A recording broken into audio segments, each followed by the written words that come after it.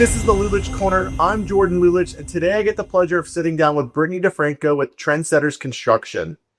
For those of you who haven't watched, our podcasts are all about giving you education so you could be more aware about different practice areas that we practice in and different items that affect our practice areas. And for those of you who this is your first time, or if you've watched our podcast before, please like, share, and subscribe so we can get more education and more content and just like this for you. So first off, Brittany, thank you so much for coming in, for sitting down with us, for taking some time to share all your knowledge and nuggets of wisdom that you have in construction.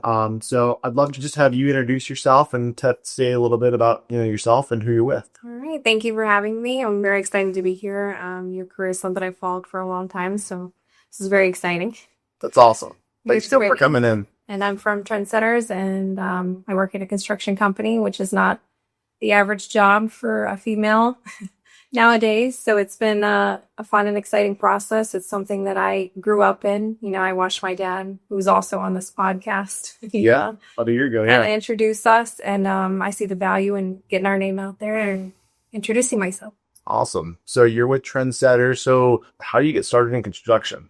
Like that, I feel like, yeah, you're one of a few, right, in construction. So like, when did you wake up with the idea of like, hey, like I want to like go out and be in the construction industry? First, I grew up on the job sites pretty much. My dad, he started as a framer and a roofer. So I spent a lot of time, after school watching him work. Like all his friends worked in construction. So it was kind of just something that was in my blood, and runs in my family. So watching him, when my first job was like brooming the job sites and cleaning them up, and working in the office. So I got like a firsthand experience kind of seeing what that is, and obviously see my dad do it. So I obviously want to do everything else before then. I've gone to college for other things, but awesome. I kept coming back to it. So I think I've always had an interest in interior design and architecture. And once it kind of a veil in my life opened up, I was like, I'm ready to invest in this. So he started getting you involved before you even could say that you wanted to or didn't want to. Yeah, for sure. He's all about the legacy. He started the company in the hopes that it would be something that carried on. It's why, he didn't name it after his name. He picked a name that was neutral so that it could carry on, hopefully, for generations. That's awesome. So Trendsetter's based in Sebastian. How long have you guys been in business for? I think 2001 we started. I think we really got rolling in 2004. But so what's the difference between a custom builder like you guys versus just like a regular new construction builder? Oh man, a huge difference. I think when clients come to us, they have a level of wanting creative control, in the project. And I think your home is it's your biggest asset. It's everything. It's where you raise your kids. It's like where you spend with your parents, holidays. Your home is your safe space and the place you want to come to. So I think that, that is something that we work into and acknowledge. So I think custom, it's just, what are your priorities when you want to, build a house? Well, what do you focus on, and what kind of person are you really? So, yeah, one of the reasons why I love real estate law so much is because oftentimes it's not like your cookie cutter. It's not the same thing every time, but you have something different that, you're dealing with each time. And it's like, it's complexity that's involved in each transaction of each case. And that's part of me that's kind of like fuels my passion for real estate. And so for you guys, are you ever building like the same house, or like are 99% of the times they different houses, or how does each house compare with the one before that you build? Oh, they're all different. Yeah. I mean, we have a lot of people that see something on Instagram, or because we've had some people that post on Instagram that were really popular, like we did a big farmhouse in Vero, and that plan was very popular, which definitely, we'll tweak it though to the liking of the client. So even though they're coming to us like, hey, we like this, my dad will sit and he does this very thorough, very involved client checklist, trying to figure out who you are and what you want. And then we'll curtail that obviously to your budget. So like, even though maybe you don't want to have that big of a house, we could do the same feeling in a smaller home that would be more out to what you were looking for. I was at a legal conference in November, and it was weird because at this legal conference, there was this restaurateur that was speaking at the conference. And he was talking about his time as a restaurant owner. And I'm like, well, what relevance does a restaurant owner have to the legal industry? And so as he's talking about, he was talking about that he owned this restaurant in New York City. And he said, he was like laser focused just to have the best food as possible. And, that got him really far. It got him ranked number 50 in the world, which is like an amazing achievement. But like that wasn't enough for him. Like he wanted to be number one. And he said what took him from 50 to ending up to being number one is just a laser focus on client experience. And so it wasn't the food that he was serving better food. It was that experience that people got. It wasn't just eating. It wasn't just a service they were giving. It was an experience when they came to the restaurant. And I'll never forget, he gave two examples. One example was there was this family from Spain and they were eating at the restaurant and it was a winter day. It was snowing outside and the staff started talking with the family and the kids had never seen snow before. And so what they did was they had an Uber waiting out front for them with two sleds in the back so the kids could go take the sleds and go sledding right after they finished dinner. Now, what does that have to do with the restaurant? It's like, it doesn't, right? It doesn't have anything to do with it. And the other example he gave was there was this couple who they found out they had just come from the courthouse and they had a courthouse wedding. And they were kind of sad about it because they were supposed to have this big wedding all with the family and like this huge celebration, but there's some drama broke out and they couldn't. So they found out that it was their wedding that they were celebrating. So they went overboard to make it, super special for them. And like, you don't have to do that as a restaurant owner, but like they went out of their way. And he said that's what took them from being number 50 to being number one in the world and like a 3-star Michelin restaurant. And so, I think client experience, it's such an important conversation. And I enjoyed hearing about, just some of like the ways that you kind of differentiate with your clients and like the quality and like the attention and the communication that you provide to your clients. And so could you share a little bit about if a client's working with you, what they can expect as far as like communication and photos and progress goes for Trendsetters? Yeah, because I am the client relations, pretty much. That's my first job. I'm making sure that the clients are happy at all times. So, it's a relatively new position because for the most part, Trendsetters was a smaller business until the last couple of years. And now our team has grown. So I think with clients, you want to have open communication. And I think that's when I hear problems in other companies, it's because they couldn't get a hold of somebody, they couldn't get an answer for something.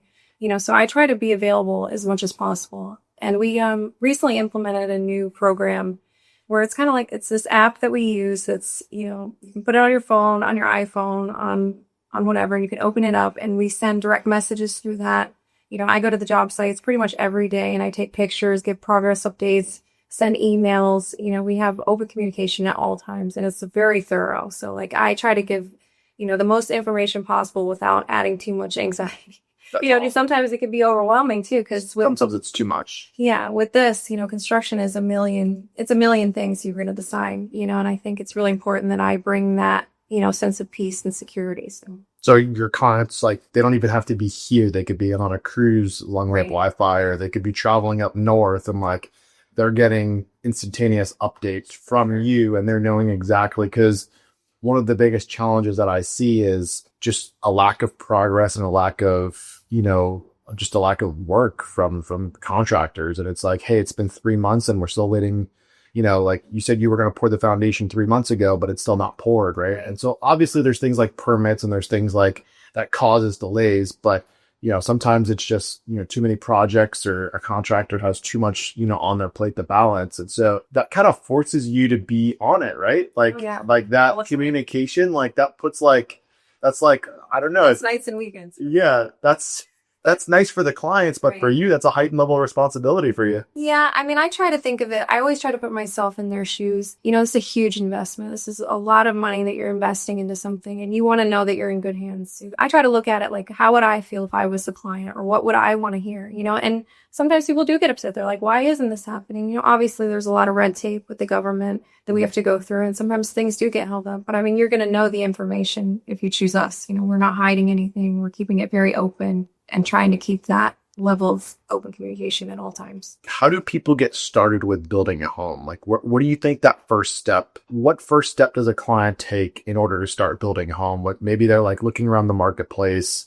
There's not that many options that they like, or maybe they've always wanted to build a home and like, they know that that's their next step. So like, if you're giving advice to a client, what would you tell them is like, what do you need to do in order to really get started in the process? Well, for us, I would definitely tell them to decide where do you want to live? What's your ideal place? Do you want to live by the beach? Do you want to live on acreage? Do you want to live in the Sebastian Highlands? I think that's a good place to start because, the type of land that you pick really determines how big of a house you can build, what setbacks do you have. So I think knowing where you want to live kind of helps. And then once you have that property secured, you go to a architect or a draftsman. You can bring them your plan and they can adjust it, or you can pick a plan that you like. And from there, you would meet with our sales team and you would do a very thorough checklist and kind of tell us what you're looking for. Because a lot of times there's such a vast difference when you're building a house and the type of selections they're making. You could do a mid-grade cabinetry. You could do completely custom. We're open to all of it. We will do any weird thing that you bring to the table as long as it's doable with them. And we love that. When I get a new opportunity or something exciting that nobody else is doing, that's why we're trendsetters. We want to try it. It's awesome. And if we can figure it out, we will. Setting the trend, right? Speaking of trends, what trends are you seeing right now in new construction? I'm seeing a lot more Mediterranean, actually, which it went out for a little while, but I'm seeing a lot more, but more of kind of like the modern farmhouse, but the modern Mediterranean. I think there's like a contemporary flair. Obviously, the farmhouse is a tried and true. We love that. People love that, especially for this area. I think it just makes sense. Are you seeing like open floor concept plans where like the kitchen like still goes out to the living room? Like, is that like still a trend that you're seeing? Definitely very popular to have open floor plan still. It seems like the older homes, they were like all boxed in. So you had the kitchen, you had the living room, you had and like the newer models, like it's everything kind of just flows together. Right. Yeah. And we do a lot of remodels too, where we can change that. So, people want to open up and have sunlight and, a lot of window installs. People come to us, they want bigger windows in these older homes. So I think it's a fun way to like refresh too. What do you think is different about Trendsetters versus a different custom home builder? I think for me, it's the team. We're a family business and our core values are all the same. We know each other, we trust each other, we know our strengths and weaknesses. If one person falters, the other person's picking it up. Like we have a very like fun and loving environment. I think when you come to us, you're going to become part of that basically. So a lot of our clients, they become not family, but, they know who we are. They know our kids, they know our parents, they know our stories. And I think not that makes us different, but I think it adds some value to our company because you can feel safe in that. Yeah. I always say like, if you have the option, I think local is the way to go because nothing is more as like a local business owner. Nothing is more fulfilling, satisfying, but also at the same time holding us accountable as being able to run into people at Publix or Walmart or like at a local restaurant. Like we live, we work, we play here. So like we're going to see the people out here. So I think that gives us more of a motivation to like make sure that we can do the best possible job that we can. Because, we're going to grow relationships with these people. It's a small town. So I think I always say go local if you've got two options. I'm a really, fan of local companies. And I think nothing is more empowering than the ability to go into someone's office if there's an issue. Not that there's any issues, but, sometimes problems evolve. Sometimes, you can't get a hold of someone. The hurricanes hit, the phones are down. You're working with an out of town company. You can't get a hold of someone, right? Because the electric's down or because a hurricane hit. So there's nothing that beats the ability to go into someone's office and meet with them face to face, have a conversation and have that convenience. So I am like 100% local, but we are running out of time. So as we start to wrap it up, how can people get a hold of you if they've got a question for you? They can go to our website, Instagram, Facebook. We have TikTok now. We're out on social media, so you can reach us on any platform, call our office. We're available. And what's your office number? 772-589-8229. All right. Sounds good. Well, we appreciate you watching. I'm Jordan Lulich. This is the Lulich Corner, and we'll see you next time. Thanks.